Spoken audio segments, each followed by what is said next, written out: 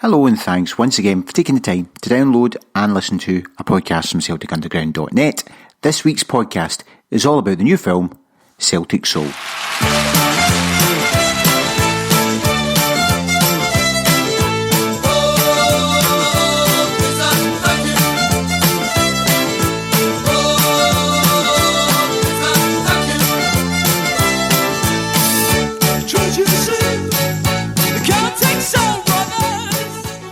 I'm sure you've worked out the obvious connection with the music this week. So the new movie Celtic Soul, which debuts at the GFT on the 26th of February as part of the Glasgow Film Festival, is a road trip for Irish journalist Owen O'Callaghan and guest of this podcast, Owen O'Callaghan, and Canadian comedian stroke actor Jay Baruchel. Owen more than adequately explains everything about the film, so I'm going to leave that for him to do.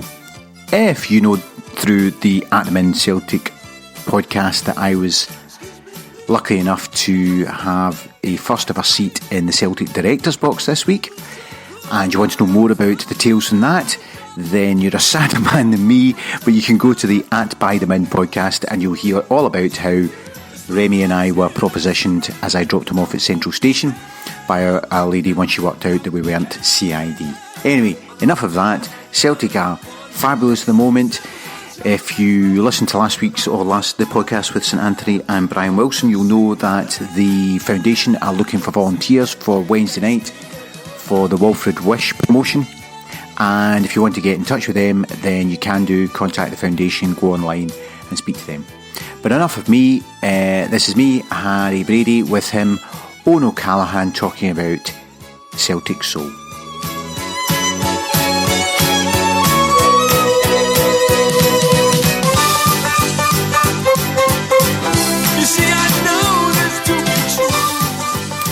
So I'm joined now by Mr. Owen O'Callaghan. So Owen, do you want to introduce yourself and just make sure that I have pronounced your name correctly? Yes, my name is Owen O'Callaghan and I am a sports journalist and broadcaster, have been for a number of years now. I'm originally from Ireland and spent the majority of my life in Ireland working for RTE and Setanta and News Talk Radio and all those bits and pieces, and now residing in Toronto, gazing out blissfully at the sun setting over Lake Ontario at the moment. Well, that's what I was going to do. One of the things when I'm speaking to guests who are not where I am here in Glasgow, I like to get a picture painted of what it's like. So what's the weather like? We've got, I think it was half a degree today here in Glasgow, so that's what we were, but a bit cloudy and a bit sunny at times. What's the weather like there? It's bizarrely mild for January. We were kind of expecting, usually you'd be dealing with kind of minus 10, minus 15 sort of temperatures, but it's just around zero, to be honest. It's really tropical, so a lot of people based locally don't really know what to be doing with themselves. Do they kind of brace themselves for what's about to come in February, or do they just kind of accept it and take it for what it is right now? So it's the sun is splitting the stones here right now. It could easily pass for a kind of a late summer's day, really. Have you not got that dilemma? Do you not pack all your clothes away for the summer because you've got deep winter clothes that you've got to put out?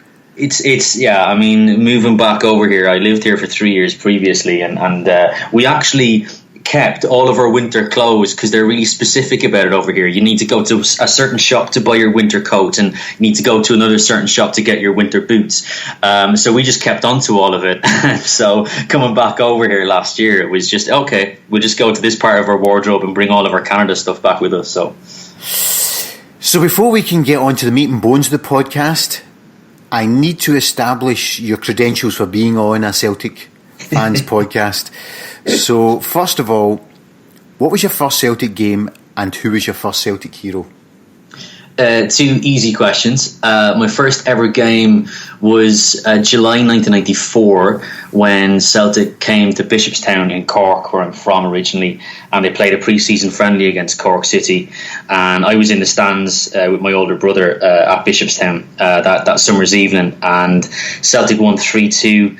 And I remember it so well because it follows on to your next question, because my first Celtic hero was John Collins, who I had a poster of on my wall, and he scored that day against my hometown team. But walking home from the stadium later on that evening, I had to nip into Jury's Hotel because I was caught short, and I bumped into the entire Celtic squad who were staying there that evening, dressed in their blazers and their glad rags.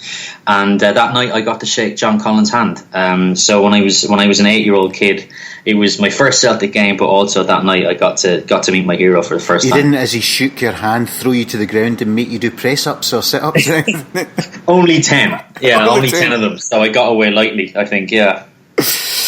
So, were you always a Celtic fan, or was it that game that inspired you to be a Celtic fan? What was the situation? Well, I've been asked that a few times just while we've been doing promotional stuff for the film, and what I keep on saying is that there was never any kind of come to Jesus moment. You know, there was, you know, I think a lot of time people would say, was there a particular moment or a particular game? But, you know, I just remember, I think, obviously growing up, you were very aware that, you know, Pat Bonner was a Celtic goalkeeper, and so, you know, you were that was the first point of reference when you were maybe 6 or 7. You knew that Packy played for Celtic, and then, you know, from there I used to get Shoot magazine religiously every week. Well, actually, my mum used to get it for me, that was just. That brought it onto a different level entirely, because that's where I got a poster of John Collins for the first time and was able to stick that on my wall. And I just never remember thinking, who's this strange team or who's this strange club and who are these names? It was just, I just kind of felt a little bit natural. Like there was never any kind of declaration that, oh, I'm a Celtic fan from now on or from this moment forward.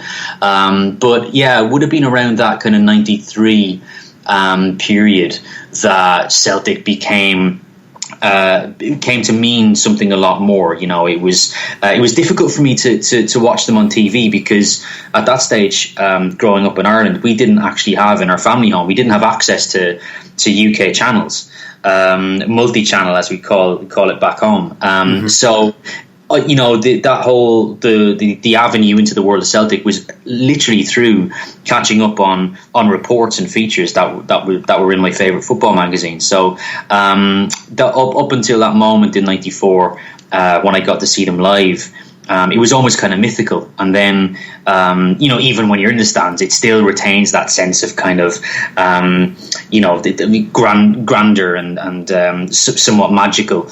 And then when you get to shake hands with a guy that's been on your bedroom wall for however many years before, it was just incredible. But it humanizes everything. Then, you know, it's like, you know, I've met this guy and you know, he does exist and this is the real world. And, you know, because when you're that age, everything just is on a different planet. And then maybe that actually kind of made it a much greater relationship, because you know, it was something tangible, and you kind of knew that Celtic wasn't this kind of mystical thing, and it was real life, and maybe that's what kind of you know, has always had it at the back of my mind so much. So just to run the tingles down your spine and the goosebumps across your body, this was the awe-inspiring Celtic team that you saw that day. Marshall Smith, Boyd, McNally, Mackay, Grant, Galloway, McStay, Donnelly, Walker, Collins. Oh wow! Yeah, I actually remember as an aside to that game, Paul Byrne, the Dubliner, he was on the books with Celtic for a while. He came on as a sub for Galloway in that game. He came off the bench, and it's as clear as the goal that Billy Wood scored that day for Cork City. It's just burned into my mind. Paul Byrne missed an absolute sitter, and obviously the game was being played in Cork, and Byrne is a hardcore Dubliner. So to miss a sitter when you're from Dublin playing in Cork for Glasgow Celtic, the crowd absolutely ate him up. So it was that was just, yeah, when you're going through the team, that was just another little thing that's just come into my mind there. So how did your Celtic supporting and passion for football evolve over the next few years that you then became a journalist and broadcaster? The first point on the road to being a journalist is that you quickly come to realise that you can't actually play the game to a decent level. Yeah. So all of your hopes and dreams of ever achieving professional stardom go out the window. So then you realise that actually I could just write about it and tell professionals how they should be doing their job. Over the next couple of years, it's funny. I mean, obviously, I always had a love for the English language, and around that time. Around that kind of mid-90s time, we got our first PC in our family home, and you kind of fasten on to the fact that there's a word processor on the computer, and I can type anything that I want on a screen, and I can save it, and I can come back to it later. And I just used to write match reports, and as I got a bit older, you were kind of able to dip your toe in the water of going to friends' houses and watching games and on Sky or whatever other channels they had, and then I just file away all those memories and come back to the house and do a match report on the game, and that was kind of my little hobby for a long time. And obviously that fuels your sense of the encyclopedic stuff. It's when you're able to reference players and reference history and all that sort of stuff in terms of match report, and you can go into school and impress your friends with all these facts that you kind of have learned, all stolen from that week's Shoot magazine, if we have to be honest here. And then all the way through kind of secondary school, by the time you get to 15, 16, you realise that if I play my cards right, maybe I could somehow make a career out of this. And went to Dublin and went to study kind of media and the world of TV for 3 years in university, and all through that time, I mean, it's football has always just been that thing that's been in my life. It's I remember we went through a phase back in Ireland where we have a TV station. We still do, Tina G, or TG4 as it is now, which is in our native language. Essentially, it's every piece of programming is done os Gaeilge. And for a brief period in the late 90s, Tina G used to broadcast SPL games. They whatever sort of broadcast partnership they got with the SPL, it enabled them to have this access, and it was absolutely fantastic to have your weekend kind of you had your Premier League stuff, but also you had an opportunity to watch Celtic, and obviously at that time they'd already won the championship under Wim Jansen, and obviously that competitive nature was really, really strongly back in Scottish football, and again that dovetailed neatly with what I was trying to do on the side, which was kind of write and build up a bit of a profile and stuff. So I mean, it's there's obviously kind of standout memories, and when we're talking about that squad that I saw in July '94, obviously at the end of that season it was a Scottish Cup team as well, and that was a standout moment because of probably any listeners will probably see where I'm coming from in this, but those simple days when any kind of foreign import was exotic. It was when you'd sign a player with a funny sounding name, it was just, this guy's going to be incredible, just because you didn't know anything about him, and chances were he was going to be awful, but you always were so optimistic that he was going to be brilliant. And I just remember when Celtic signed Van Hooijdonk, and he goes and scores a winner in a cup final, and he's this Dutch guy, and it was just Celtic have signed a player from the Dutch leagues, and he's a striker, so he must be brilliant. Exactly. And it was just when you're 9 or 10 years old, like all of those names, obviously subsequent to that was the likes of George Cadet and Paolo Di Canio, and it was obviously football was just kind of heading in that direction when foreign imports were becoming a lot more regular. But for that initial time frame, it was I still remember going through going through team sheets and stuff and looking for different names and thinking, God, Theo Snelder's at Aberdeen. He's a Dutch guy. Like, what's he doing in Scotland? It was just every little name that you kind of came upon was just, it was amazing to think that it was so international. And then obviously within a couple of years it was just taken for granted. But also at that time it was Tommy Byrne's Celtic, and it was. It's someone who's... I think that game against Cork might have been, if not the first game that Tony Burns had. One of his first games, I think. Yeah, I think so. Because I remember talking to one of the Cork City players, Billy Woods, who scored that day, and saying, geez, I remember he scored that unbelievable goal. He said, what my biggest memory of that game is? He's like, what was that? And he was like, Charlie Nicholas's legs. So that was where he was coming from. But it was in an attractive way or a waxed way. I didn't want to dwell on it for fear that I'd be surprised by the answer. But safe to say that you turn up in Cork in July and you've got tanned legs. You obviously you're cut from a different cloth. It was a subtle message to the Cork lads that they were playing in the big leagues, I think. But no, it was. I mean, even you're thinking back to you used to have all those games with your mates where you try to remember lineups, and I think all those names like Marshall, obviously you could go through it. Jackie McNamara, Tosh McKinley, Tommy Boy, Peter Grant, Maestro, obviously Collins. Simon Donnelly,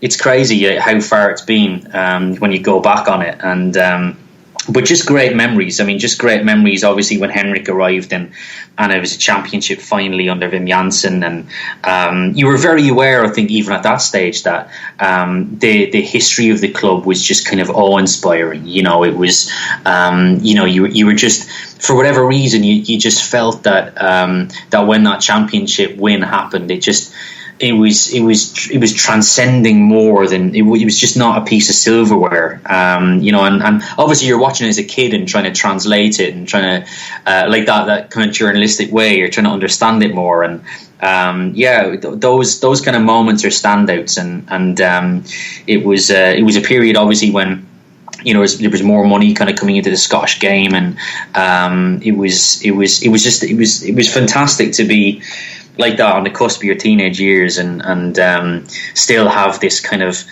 magical relationship with a football club. So were you an exception?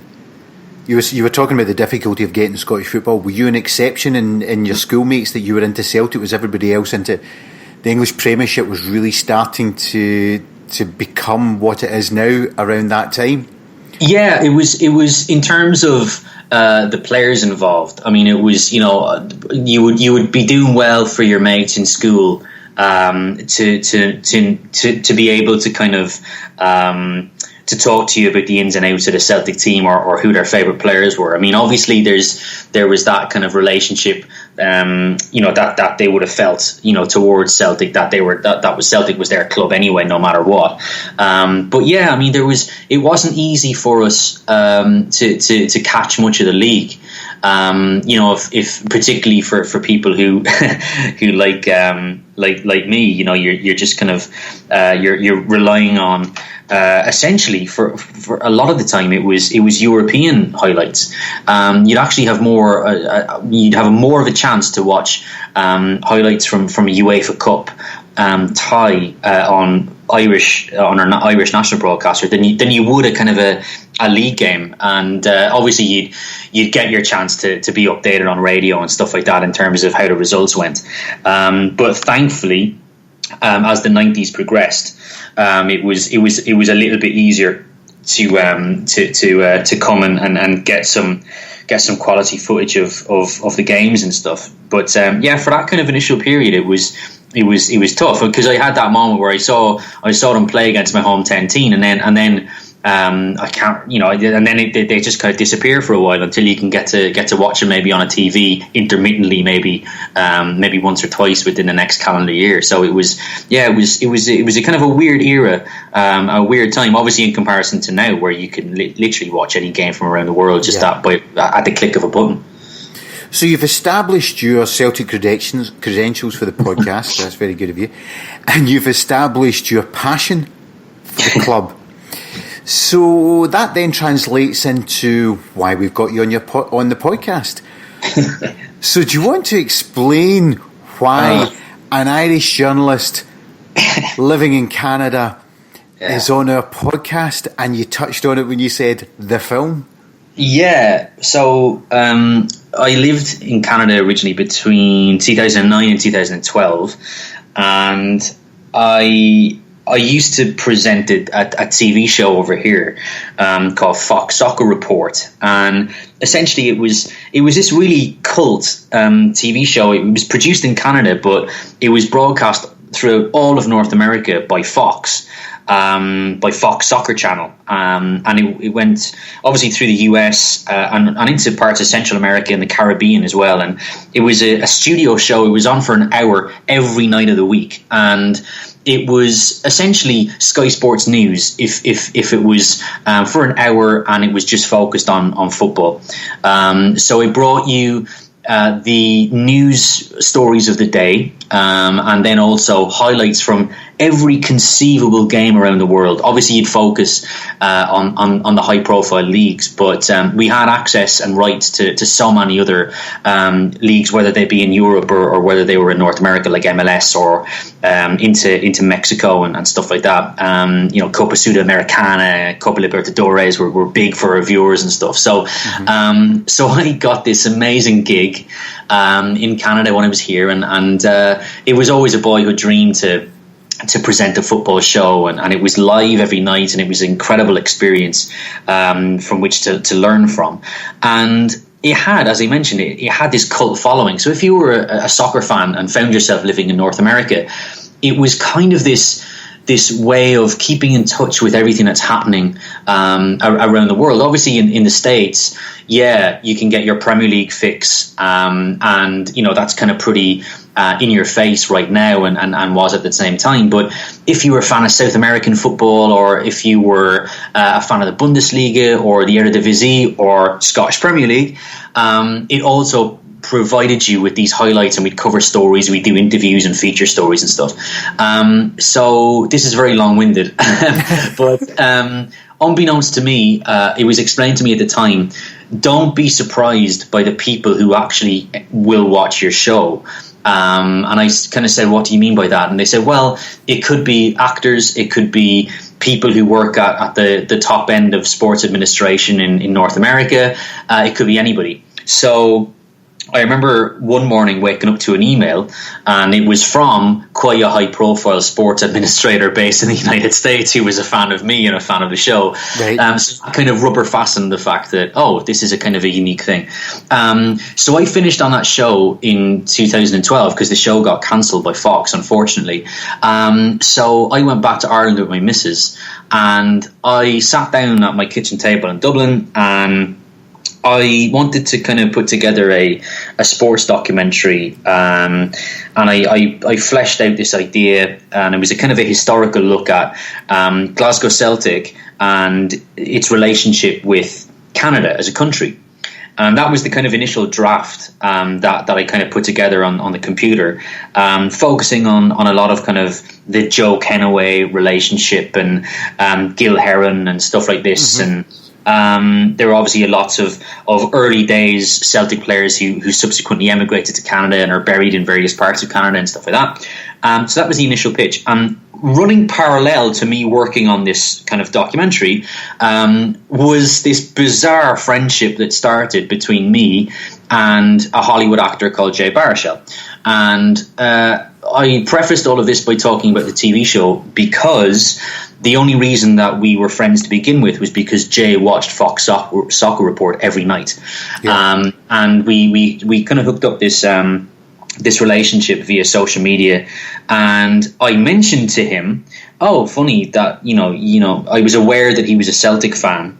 He posted some stuff on Twitter before, him in a jersey and stuff, and I kind of filed it away in the back of my head, and we just got talking about Celtic over a text message, and it quickly became apparent that he wasn't just a kind of a plastic fan. Like, he knew his stuff, and he was very, very passionate. And I mentioned to him, I'm kind of working on this documentary. I don't know where it's going to go. I don't really know about the narrative yet. I'm not very happy with it. And that was really the turning point. Myself and Jay had a Skype, and he revealed that his family were originally from the west coast of Ireland, and that they emigrated to North America in the 1840s. And that really was a massive moment for me, because suddenly you had, Jay's kind of passion for Celtic on one hand, but also you had his ancestry and his awareness of his Irish ancestry on the other hand. So that was probably around early part of 2013. And now, in January of 2017, we finally have, which is essentially the finished product. It's a film called Celtic Soul, and it's taken quite a while to figure out and put all the pieces together. But it's this little film that we're very proud of. It's a feature length kind of sports documentary, and it's a road trip between myself and Jay, and we start off in Montreal, and we effectively trace, on one hand, Jay's ancestry. So we head to the west coast of Ireland, and on the other hand, we're also tracing Jay's obsession with Glasgow Celtic, and so ultimately the finale is us getting to Glasgow and Jay to see Celtic play for the first time. So it was released in North America here. It had a limited theatrical run in November, and since then it's been absolutely chaotic. It's been at festivals all around North America, and it's playing on a premium cable channel here in Canada called Super Channel. But it's so incredible to say this out loud. We have been accepted to the Glasgow Film Festival this year. So next month, on the 26th of February. Sunday the 26th of February at 4 p.m.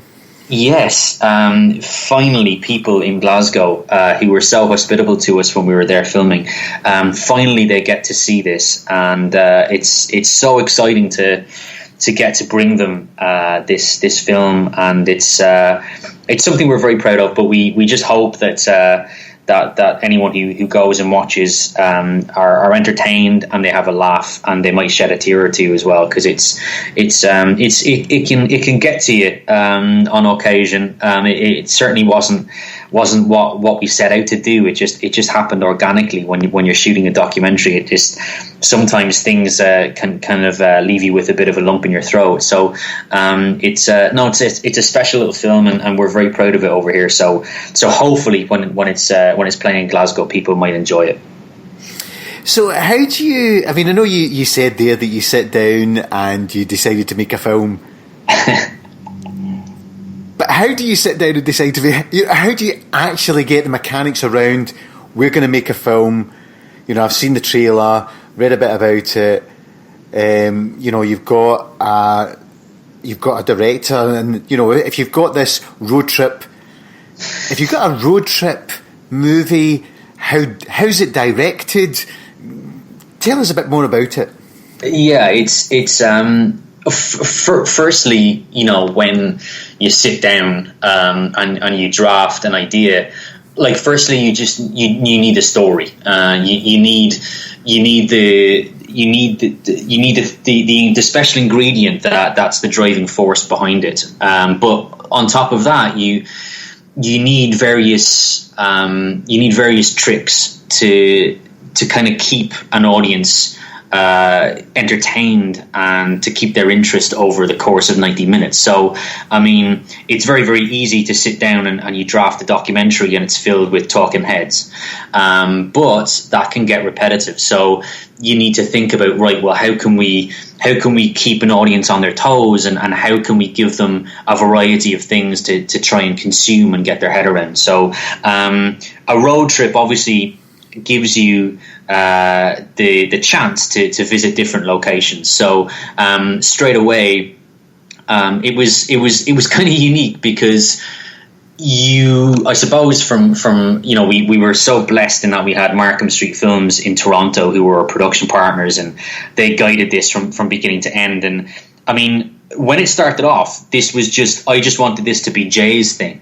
And I had an initial conversation with the guys in Toronto, and they said, have you given any thought to being in this yourself? And up to that point, that had never entered my thought. I just figured this is Jay's story and it's his journey. And as soon as they said it, you could understand why they wanted this kind of partnership, for lack of a better term, because it's very, very difficult for one person over the course of 90 minutes it's so much work and it's so much heavy lifting for one person to be that kind of intense about the subject and over such a long period of time. Obviously, there can sometimes be a contrived element to it of this person. The obviously the camera. This is my perception as a viewer from some of these types of documentaries. You've got a camera which is supposed to be unobtrusive, and this person's permanently articulating his thoughts out loud to this invisible camera crew. Yeah, that I could see that being a challenge to then make that interesting over a full hour and a bit. Yeah, no, it's and also, I mean, they were taking a gamble that when myself and Jay sat down in a car, that we could actually come up with some back and forth that was funny and that was fresh and that obviously didn't sound contrived. But thankfully we had we had so many hours of material that the guys could mine, and they finally found probably about 4 jokes that were actually funny. So that was quite a relief. Can I just say one of the dilemmas I've got, because I was thinking, and by the time people are listening to this, they'll know whether they did it or not.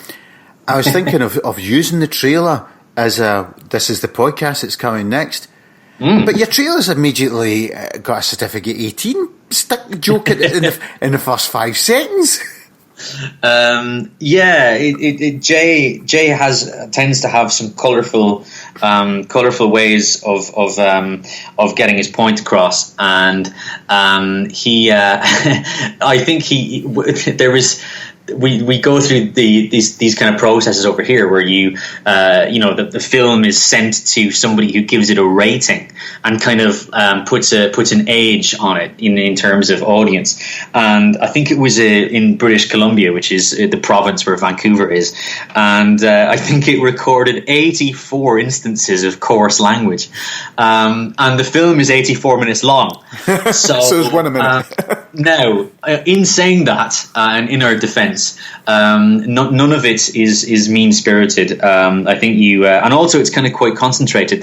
For instance, there's one sequence where we have to climb Croagh Patrick in Ireland, which is this massive mountain, and that lends itself to Jay swearing quite a lot. And also there's a moment where we both go and watch Cork take on Galway in a hurling game on the west coast of Ireland. Cork are my team. Obviously, Cork end up not doing very well in the game. So there's also a sequence of me growing increasingly frustrated while I'm watching my team getting beaten. So there's a little bit of colourful language there as well. So it tends to be kind of contained, and some people have picked up on it. You meet some people, and that's just how they converse, and it's how they kind of add colour to things. And it's none of it is point your finger at somebody and call them a silly name. It's more in terms of conversational use than anything else. But yes, certainly it is something that takes your breath away at just how frequent it is. So how you plan this out, and obviously people need to see the film to get to see it. Sure. Was there an awful lot of logistical planning you had to do to make sure you talked about going to the game in Cork, and of course you get across to see a game at Celtic? Was there quite a bit of logistical planning to make sure it all runs smoothly? Yeah, it was huge. It was huge, and I mean, it was, you know, we had a small crew because these, you know, you in terms of the filming, and you asked that earlier on. You know, you want to keep the crew small because you have to stay mobile. So you're constantly traveling from place to place, and you know, so we had one camera. You know, we had our DP Mark Lammy, who's just he's just a genius, and you know, he had a little drone with him, and that gives these sweeping, beautiful shots of just some incredible scenery throughout the journey. But it was really, really strange because obviously you have to liaise with high profile sports organizations, and you know, you're trying to sell them on this project. And obviously, with me being a sports journalist, you have experience of it being difficult to gain access, you know, difficult to arrange interviews, difficult to get through a door, and to get in front of somebody that you want to speak to. And obviously that, you know, there's certain reasons for that. You know, major organizations are very protective these days of getting the message right. Mm-hmm. But I was absolutely floored by how supportive and how into it all of the organizations and all of the associations that we had to liaise with throughout this process. I mean, obviously, Celtic's role in this was absolutely incredible. You know, obviously, fans can see certain sequences in the trailer that kind of fills in the blanks in terms of the access that we got. But, you know, be it at Lennoxtown or be it at Celtic Park itself, I mean, we just got to, you know, I said it before, it was like Christmas morning for me. You know, I can only imagine what it was like for Jay. And then, you know, elsewhere, I mean, we visited the Braehead Clan in Glasgow, the ice hockey team, mm-hmm. and they were just incredibly hospitable. You know, in Ireland, obviously, you had the GAA. They took such great care of us in Galway. And then starting out, you know, the first sequence is us in Montreal, and getting this unprecedented access to the Bell Centre. Jay is a massive ice hockey fan, and we kind of draw these similarities between his favourite hockey team, which is the Montreal Canadiens, and we try and draw a little bit of a parallel between the Canadiens and Celtic in terms of their status within their respective sports, and you know that the history and the prestige plays a huge role in that. You know, their backgrounds and what they mean to a fabric of society, and that it kind of transcends the sport a lot of the time. So that worked a treat. But I mean, it was, you know, if you think about it, it was 2 continents, it was 3 countries, but everywhere we went, we were just so grateful that everyone was just willing to stop and talk. And you know, there's this kind of weird moment where we're on a street in Westport on the west coast of Ireland, and Jay is tracing his ancestors, and we kind of get a lead on an address, and you know, we just go to this number on a street, and Jay walks up to the door and knocks on it, and this man answers, and perfectly within his rights to tell us to F off, because there's a camera crew shoving a camera in his face. Mm-hmm. And he just turns out to be this most wonderful, warm, gentle man who's just willing to talk to us about everything and anything. And that was just a little snapshot as to the rest of the production. I mean, it was all like that. I mean, there was never any hint of someone being suspicious of what we wanted to achieve. I think that everyone kind of felt that they got an idea of what we were trying to say with regards to the film. So I think that they were just really happy to be on board. So you got to Lennoxtown and you got to Celtic Park. Was it a game against Inverness? Is that? Yes. Yeah. Yes. It was a 3-0 victory over Inverness last season and last February. So obviously, you know, again, you talk about you know, producing a film and logistics and schedule. Obviously, when we get there, everyone's talking to us about, you have to, you know, why didn't you come over for a European game? It would have been incredible. And unfortunately, you just, when you're piecing a calendar together, and it's about people's availability, and it's about when you can get access, and it just turned into this really tight window that we had, particularly with Jay, because he's an exceedingly busy guy, and it was an intense.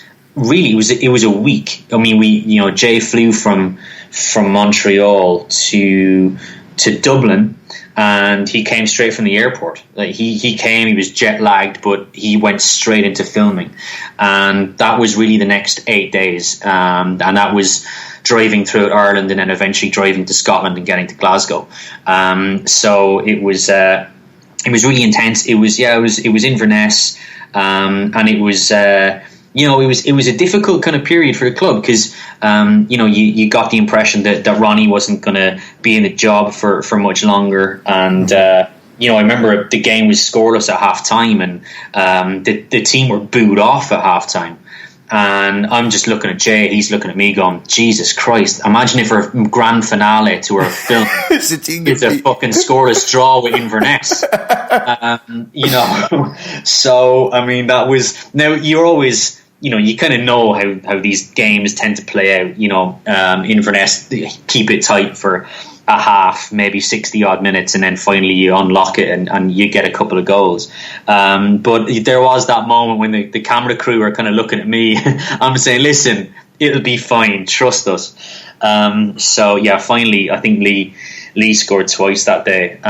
So it was ultimately we got the winning finale that we wanted. And no, it was incredible. I mean, Lennoxtown was an absolute treat. I mean, even the drive to get there, and it was so salubrious. There's no Google Maps. It's like you call someone, and it's like going to a birthday party when you're 7 or 8. It is very difficult if you don't know where Lennoxtown. I was actually going to say, did somebody from Celtic take you to Lennoxtown? Because I live in Glasgow, and I would find it difficult to make my way. Well, I have made my way to Lennoxtown, but the first time you're going, you're thinking, I must have taken the wrong turning because it can't be up here. Yeah, because I mean, it's great. You get to Lennoxtown, you get to the actual village, and but then from there, it's okay. They said to drive straight for a mile and a bit, and then there's a kind of a turn in the road, and it's like. Actually, it was familiar to me because that's just how Irish people give directions. It was. But you're driving into the mountains, and it's just this. We get there, and I remember getting out of the car, and I'm just looking around, and it's just, it's just incredibly scenic. It's you kind of think of where a lot of other elite teams train these days, and it's like Fort Knox. There's so much security. A mile and a half away from the actual entrance, and they need to buzz you in and all this sort of stuff. But we just drove in, and they were expecting us, and they were just so delighted to see us, and getting to watch the guys train. And for us, there's a few treats that I won't spoil. That the audience might enjoy. That show us at Lennoxtown, and it was just an incredible few hours that we spent there, and we were just incredibly hospitable. The club were so good to us, and then the following day was Celtic Park, and that was even strange. I mean, I remember we walked, we were walking into the stadium, and we just get stopped outside the entrance, and it's one of the photographers, hi guys, welcome to Celtic Park, can I get your photograph please? And we're looking at each other going, God, this is incredible. We're just turning up to see a game. But it was, and again, there's a kind of a special sequence in the film of us when we arrive, and hopefully we get across just how excited we were at the time. But very, very special. So, and hopefully I pronounced his name correct, it's Jay Baruchel, isn't it? Yes, indeed, yeah. So, how is he such a big Celtic fan? I don't spoil too much from the film, obviously, but... He, firstly, I think Jay's got the personality where he is a history nerd, and also he's a sports nerd. So he is very, very proud of his his ancestors, his ancestry to begin with. But mostly, I mean, he in the course of this film, he digs a little deeper into his Irish side, and that immigrant story of that feeds into Celtic, really. I mean, what were these people leaving behind that made them get on a ship, and that they didn't even know what was awaiting them on the next time they faced dry land. And I think he grew acutely aware of how closely that reflected the Celtic story. And I mean, he obviously with the Irish influence, he had this kind of period, particularly in his teenage years. Obviously started playing computer games a lot, as a championship manager in FIFA, and he had heard Celtic, but then suddenly through the course of computer games, then he'd watch a game on TV, and it was really, really quick that he could kind of look at the historical significance of the club, and then obviously its sports significance, and just really dive into both things. And I think once he had his eureka moment, he always tells stories about watching Henrik play, and that because he took it to a different level. I mean, it was just such a joy to watch Henrik on a pitch, wearing these colours and wearing that crest. And I think that probably that era of success under O'Neill probably brought Jay's obsession to a greater level, because there was almost a more bigger reason for him to delve into every facet of the club and try to learn as much about it as he could. It's funny. I mean, he was just in LA doing promo for his. He's in this sitcom on the Fox network, FX, in the States, and the sitcom's called Man Seeking Woman. And I follow the Man Seeking Woman social media stuff, and I'm just scrolling through my Twitter on my phone, and I see this little tweet that's posted up there of all the gang at this swish, a really glitzy, glamorous LA event to promo the new series of their show, and there's Jay in the middle of it wearing the Celtic away jersey. I just thought it was absolutely fantastic, because clearly you're in this company where someone just thinks you're wearing a black shirt with a crest on it, Yep. Whereas for those who know it, they're like, that is just so cool. So I had to laugh when I saw that, and I sent them a message about it. I think it's like anything. I mean, once a lot of fandom and team support now, particularly North America, like they have this strange thing where you almost support an individual, because trades happen so often. Mm-hmm. You have a favorite player like a Shaq back in the day, or a Steve Nash, or whatever. Maybe it's LeBron now, and you just support the team wherever that player is at a given time. So that longevity and that level of painstaking support that we're obviously all used to from back home. That's just something that's still it's an expat thing in North America. It's still not quite embedded in the fabric of how to support a franchise over here yet. Obviously, yeah. I suppose as well, when you've got the possibility, certainly in their football, where the term franchises made me think this could be the other reason why you don't get too emotionally attached to a team, because they could leave your town. Exactly, yeah. I mean, exactly, and it's happened a few, most high profile. We did our show, our TV show from Winnipeg in Canada, and they had an NHL team, and because it's a smaller part of the country, the NHL team was the be all and end all of that community, and like that. It just one day just goes to, I think it was Phoenix, where the Winnipeg Jets went, and it became the Phoenix whatever. I was, we were living in Winnipeg when the Jets came back, and that was just, it was like that. You had grown men in the stands crying because of what it meant to have their team back in their local community. Obviously, when you grow up and you're in a sports mad city like a Boston, or for instance in a football context now it would be a Seattle maybe. Mm-hmm. Obviously it makes it's far more of a long-term relationship that you have with a Red Sox, or if you're in Chicago, it's the Cubs or whatever it is. But in a modern context, there is still over here that tendency to support an individual and then figure out the team afterwards. So I think Jay, he was really enamored by the historical weight that was attached with this team, and it wasn't just buying a shirt. It was buying an identity. It was buying something more than that, and it was also kind of declaring yourself as a fan. I mean, it's not. I remember when he was at Celtic Park, he just lost himself in the store.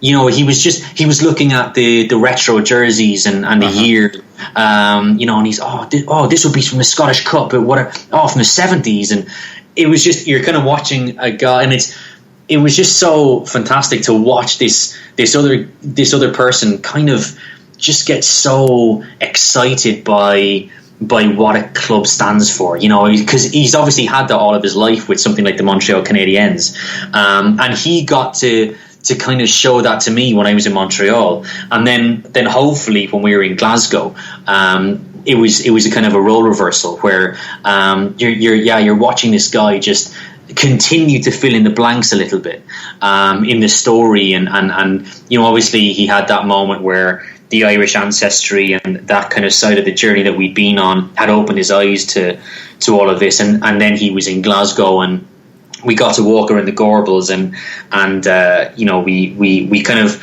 again had this moment where you're thinking about the people who came to this community. They didn't have anything in this community starting out, so what were they actually leaving behind them if this was an improvement? Yeah. So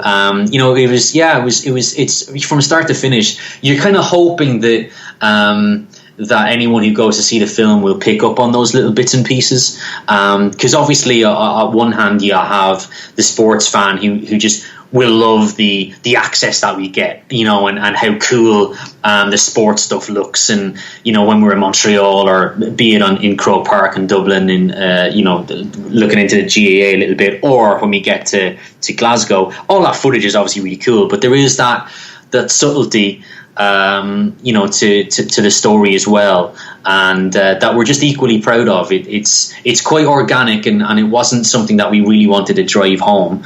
It was something that we just hoped would come through quite naturally, and I think we managed to do that, I think.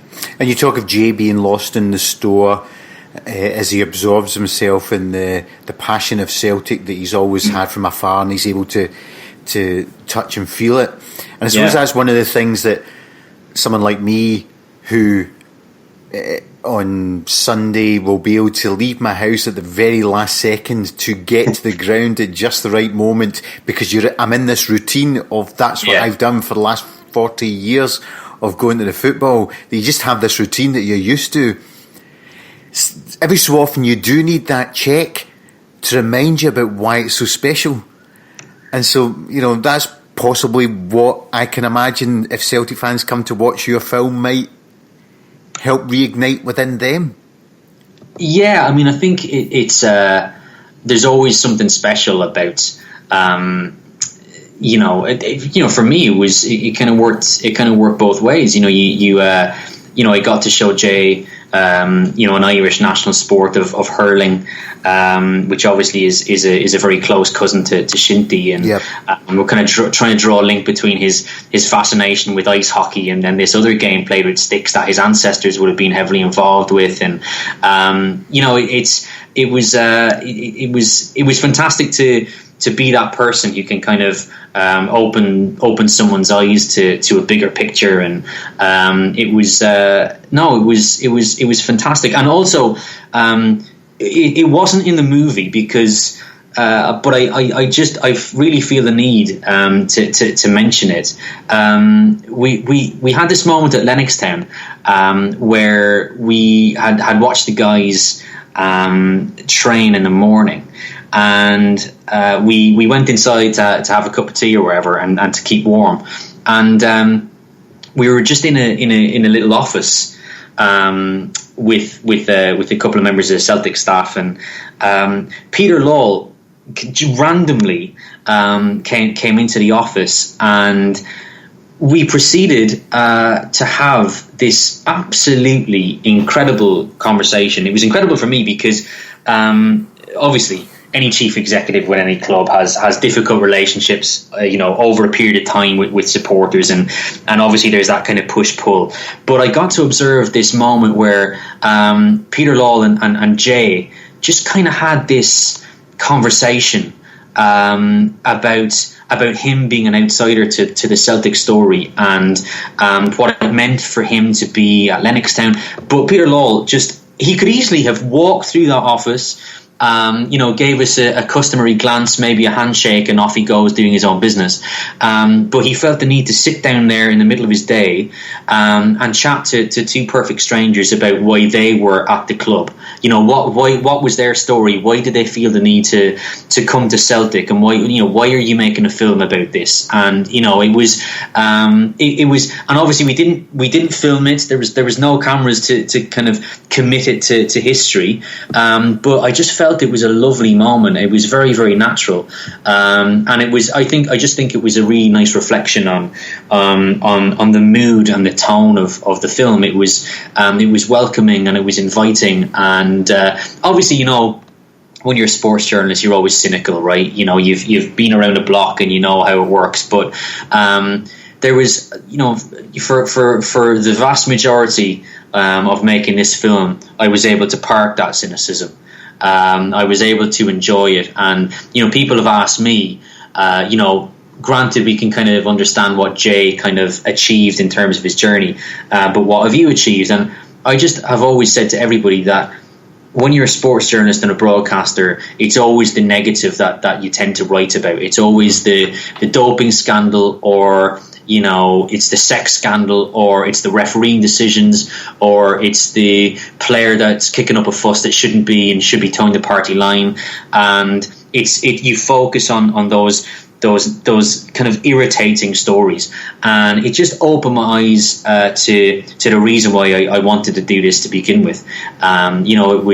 It just reminded me of why I do what I do, and I think like that, you're talking about the routine of doing something over a period of time, and you get used to it, and you just maybe take it for granted, and it's like that, I think, for anyone who's immersed in sport to that degree. And you had these collection of individual incidents throughout the course of filming, and then you managed to join them all together and make this kind of film. And I think at the end of it, hopefully for anyone watching, they may be reminded why they started being a really, really passionate Celtic fan from day one, or a really passionate ice hockey fan from day one, or a really passionate fan of hurling from day one. Because I think it just is it's a warm story, and it kind of reminded me why I do it, and that there's a joy to it, and there's an excitement to it. And when you watch a team that excites you, you shouldn't feel ashamed by it. You should embrace it. And when you have success, you should enjoy it, and you should embrace the good times. And during the bad times, that the good times are going to be along soon enough. It's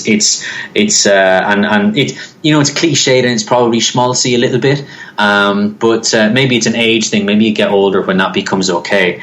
You go through a period when schmaltzy is the worst thing that you could possibly be. But no, from start to finish, I mean, it was a real pleasure to be involved with it. So it's one thing making a film. The next thing is you need people to watch it. It's been very well received, the film. If anybody does a Google of it, they'll see there's plenty of articles about it. So how did you manage to get some traction and people interested in it? And it's obviously been well received. How did you manage to promote it and get that going? How did you manage to get it at the GFT on the 26th of February? Yeah, well, it's like you obviously from a kind of a domestic perspective, you have Jay who's really funny and really incredibly highly regarded in Canada and North America generally, and also you kind of have a sports film that's got two young guys in it, and I suppose it's quite marketable. But also, we found ourselves when we were doing the promo, particularly in Canada, you had this bizarre kind of situation where you were talking about stuff like immigrants, and you know, people were sitting down to interview you and talking to you about immigrant stories, and people coming to North America, like Jay's ancestors building a new life, and us tracing their footsteps in reverse. And it was obviously at the time when you had a presidential election on, and you have the rise of the Brexit idiots in the UK, and you have the rise of the far right in France. And bizarrely, you had our tiny little film that we intended to make as a road trip with two buddies who share the same love for a football team. You kind of had this film be a little bit more representative of something bigger, you know, in terms of history, and that everybody comes from somewhere, and that everything comes from somewhere. There's just no grand moment where it's an explosion and something happens out of thin air. There's, you know, it's you know, we you know, a lot of North Americans still wouldn't be very familiar with the Celtic story and the origin story. So you're kind of you know, this film was an eye opener for them. So I think, you know, maybe on another level, you kind of have this film that's a bit timely, because, you know, Jay is delving into where he came from. You know, that's one angle to this film, and it's, you know, when we're kind of existing in this bubble where outsiders and immigrants, they're kind of swear words, they're dirty terms, and there's such a substantial portion of the world who just wants to treat any immigrant with distaste and suspicion. And, you know, maybe it touched a nerve with people going, hey, this maybe just goes a little bit beyond being a film about two boys heading off to Glasgow on a mad trip. And I certainly hope that as I mentioned, that the subtleties don't get lost on people, and I don't think they have been. I think that you know, obviously from Glasgow's perspective as a film festival, you know, this is also a massive anniversary. 2017 is a massive anniversary for the country of Canada. So I think the Glasgow Film Festival were very keen on a sizable portion of their films to be from Canada to begin with. Obviously, there's a massive relationship that exists between the two countries, and also I just think that it's you know, as I mentioned, it from a sports perspective, it's very, very common that a documentary will be made about something negative. You know, if you are getting funding for a sports documentary these days, it tends to be about maybe a notorious sports figure, maybe a notorious sports event. Those are the types of stories that tend to be financially backed, because it's maybe a little bit sexy, maybe a little bit dangerous. You kind of don't really tend to have a Celtic Soul type film just being put out there. It's a bit of a strange entity, and maybe the fact that it's a little bit unique and a little bit different has served itself well in trying to gain some traction. And obviously, I think that the Celtic fan base, I don't think that we could have expected anything less. You know, they from the word go, they've just been so supportive of this. And you know, something as simple as I was at a film festival. I was at a film festival in Windsor, Ontario. We just kind of tested the waters a little bit, and we went to this small little festival, and it was the kind of the film's debut a little bit. We just wanted to gauge the crowd reaction, and we just had this absolutely beautiful screening. We actually had two screenings, and it was filled with expats. it was just filled with these people of all ages, who had maybe immigrated from Northern Ireland, from Ireland itself, from Scotland, from different parts of the UK, and they had actually come because they felt this relationship with Jay's immigrant story more so maybe than the glitz and glamour of Celtic and us going to Celtic Park. And then we had this amazing moment where we had this screening and people wanted to shake my hand and have a chat with me afterwards. And this tiny little woman came over to me. She was talking to my wife, and my wife kind of asked me to come over, and she introduced herself as the niece of Adam McLean, who played for Celtic in the 1920s. Right. And here's this moment where you just find yourself in this tiny part of the world in Windsor, Ontario, and yet there's just this massive link to Celtic as a football club. You know, you have this personal thing that people have with this team and with this organisation that just goes so far beyond people kicking a ball around a pitch. And it was just another reminder of it. We had some people from whatever the nearest supporters club, and they had their jerseys on for the screenings. We were in Whistler on the west coast, and the Vancouver branch of the supporters sent up a handful of guys with their jerseys on for the screening we had at the Whistler Film Festival. So wherever we've gone with this, and hopefully it's a sign of things to come, the Celtic support has just been outrageous. We're hoping to have an event with the Montreal. We hope to screen the film in Montreal soon, and I have to give a special shout out to the Joe Kenaway Supporters Association in Montreal, Dave Craig and all of his buddies up in Montreal. We arrived one morning to do some filming with them, and it was absolutely jaw-droppingly good because you were just surrounded by these guys who this was their thing. I mean, it was, and I have to tell this story because hopefully the hardcore fans would really appreciate this. Uh-huh. So the guys, it was a freezing morning in early February, and it must have been about 7 o'clock in the morning when we made our way to this meeting point, this kind of restaurant where the guys take up a back room, and that's where they watch the games.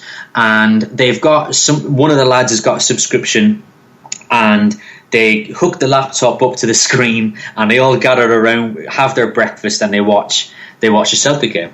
And what I was amazed at was, obviously, we get talking to all the expats, and it's fantastic. But the tech wizard, who was actually doing all the fiddly bits involving the laptop and stuff, was this guy from Hungary, and he had the Celtic shirt on, and I was like, I know what all the other guys are doing here, but what are you doing here? Mm-hmm. I'm like, you're a Hungarian guy, like what? And he tells this story about one Saturday he came to this restaurant to have a bite to eat, and he could hear all this commotion coming from this back room, and he walked in and he saw a TV screen, and he saw this team playing in green and white, and he thought it was Ferencváros playing, which I absolutely loved. And the closer he gets to the screen, he realises it's not Ferencváros at all, but it's actually Celtic. And he said, I just looked around this room at this massive, passionate group of men who were all the similar age that I was, and it was just so infectious. And he said, I've been back every week since. And I just felt that this story was so incredible, that you had a Hungarian guy who has his own ties to his own club back in Budapest, and he was overcome by this infectious love and deep-rooted passion for a team in Scotland, and that was however many years ago. And you were watching everyone have their breakfast, watching whatever game it was, and he is the most passionate guy. He's jumping around, he's swearing at a misplaced pass, he's kicking every ball, he's heading every ball, and it was just this other beautiful little moment that we had during filming, because ultimately you had a crew with you, and obviously you're explaining to the crew what we can experience here and what we're about to experience. But until such time as they started to experience it themselves, they weren't going to relate to it the same way. And this was essentially day one of filming in Montreal, and this is what they were getting. And it was fantastic for them. It was fantastic for us to be exposed to it. So I just wanted to mention the lads in Montreal who were just absolutely phenomenal to deal with from day one. Well, you've got the lads in Montreal, and you've got the supporters here in Glasgow and people that you met. So it's on at the GFT on Sunday the 26th. Are you managing to come across for that, or are you leaving it like a baby, setting it off on its own to tour the world?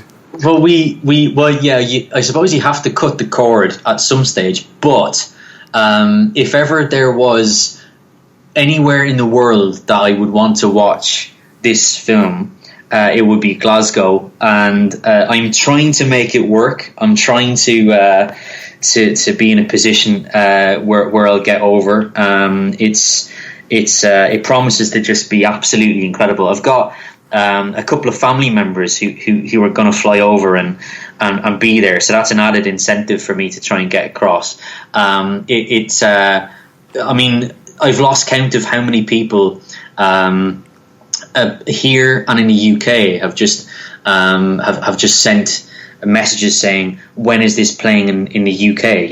When is it going to get over there? Because I think everyone felt that if we got the opportunity to show it in Glasgow, the reception would just be outrageous.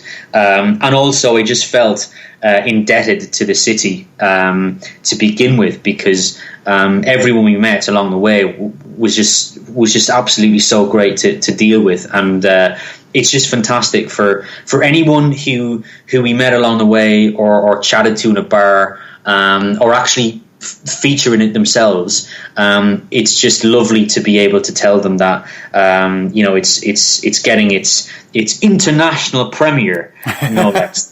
Than in Glasgow on the 26th. So here's hoping that it'll be a big crowd, and we'll have a great night as well. Well, if you can get across, because the day before Celtic play Hamilton, so you can get a Celtic game in and the international premiere of your own film. I am very aware of the fact that there is a home fixture on the Saturday, as a little bit of research has already told me that. So it's becoming increasingly an increasingly sizable dilemma, but a good dilemma. But if I can make it work, and if we can do everything that we need to do to get it to work, well then it's a bit of a no-brainer. And I'm just so excited. We kind of knew for a little while that it had been accepted, and then we just had to wait for the official festival list to be officially released before we could tell everybody. So it's just great that the news is out there now, and we can drum up a bit of support for it. Okay. Any other places where you said at the beginning, but just to remind people, other places where they might be able to see the film? Yeah, well, it's currently showing on a premium cable channel here in Canada called Super Channel.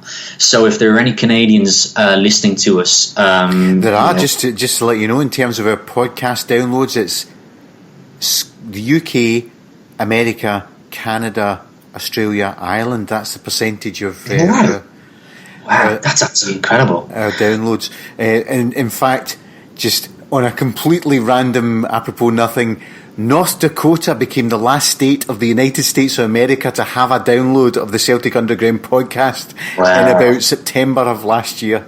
Well done, North Dakota. But no, it's it's going to be fantastic if we manage to get over to it. But it's a super channel here in Canada right now, and that runs until June. So if anyone out there has Super Channel or wants to get the channel so that they can watch Celtic Soul, they can do so until June. So they've got another few months, and then there's a couple of other festivals that it's been accepted to that I can't officially reveal as of yet, but definitely there are other North American cities that Celtic Soul will be playing at. Well, your website does say the Kingston Canadian Film Festival.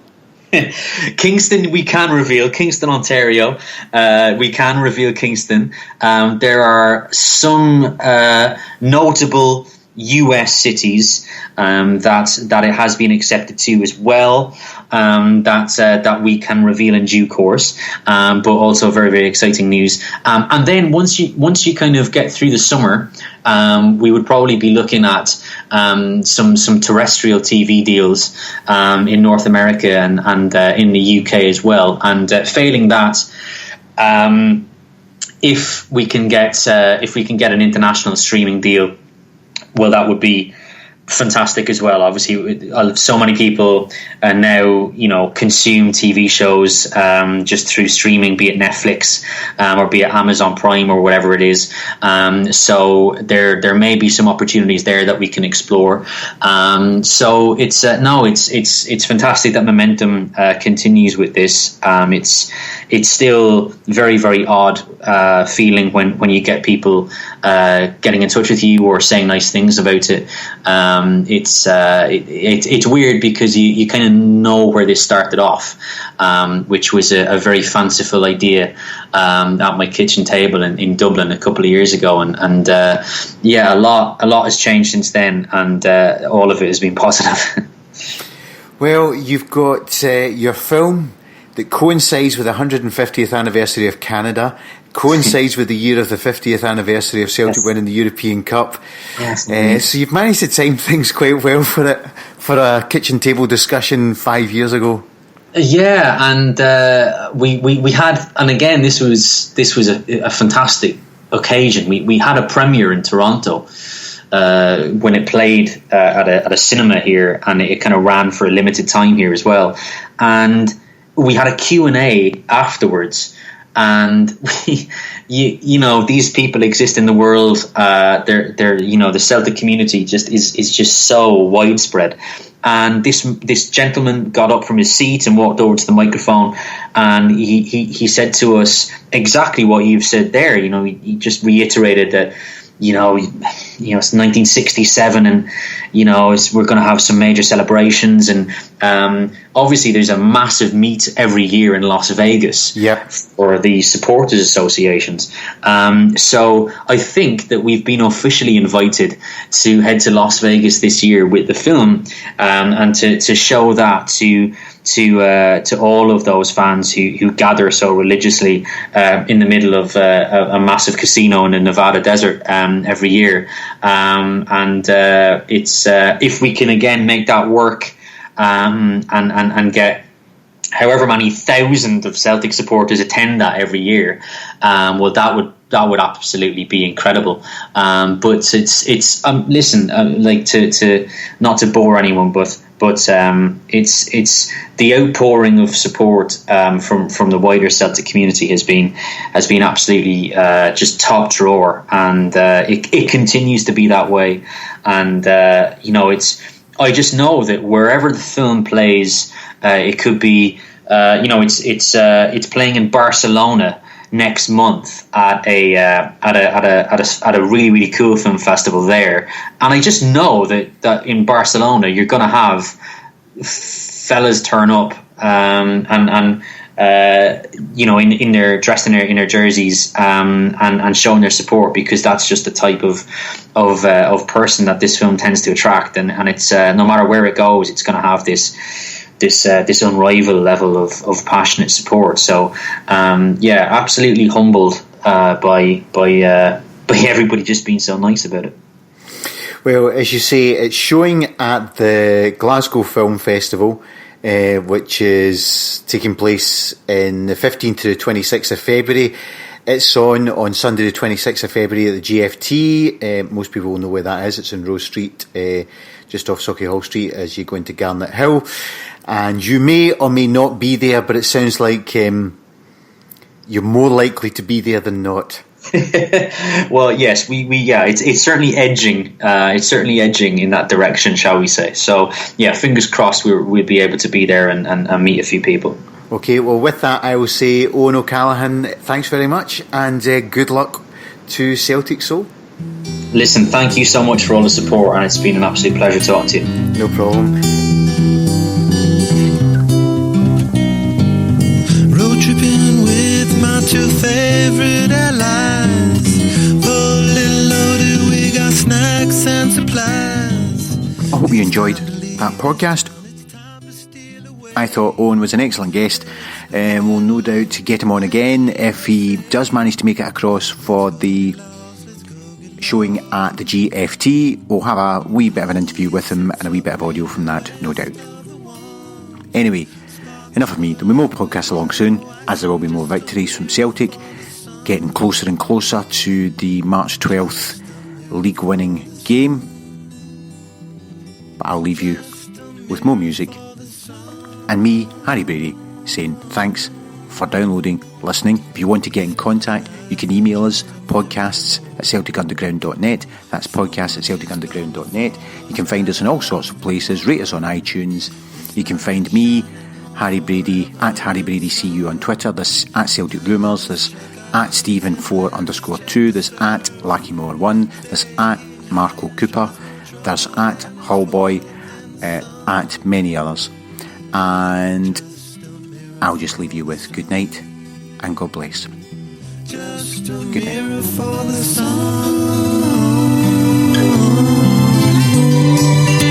These smiling eyes are just a mirror for.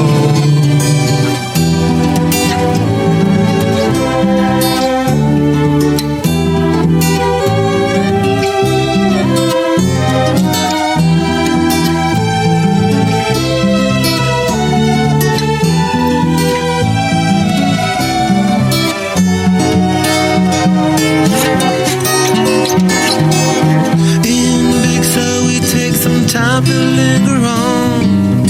We three honky doors got our snake finger on. Now let us drink the stars. It's time to steal away. Let's go get lost right here in the USA. Let's go get lost. Let's go get lost. Blue, you sit so pretty west of the one. Sparkle light with yellow. I see.